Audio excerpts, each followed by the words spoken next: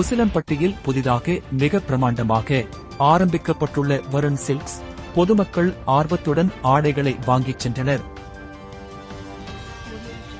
மதுரை மாவட்டம் உசிலம்பட்டி மதுரை ரோட்டில் தமிழ் புத்தாண்டை முன்னிட்டு வருண் சில்க்ஸ் என்ற கடை 3 தளத்தில் மிக பிரமாண்டமாக ஆரம்பிக்கப்பட்டுள்ளது.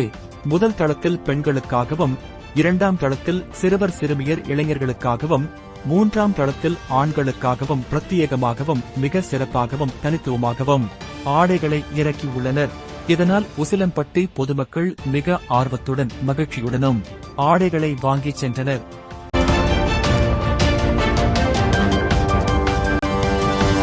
Audio Jungle.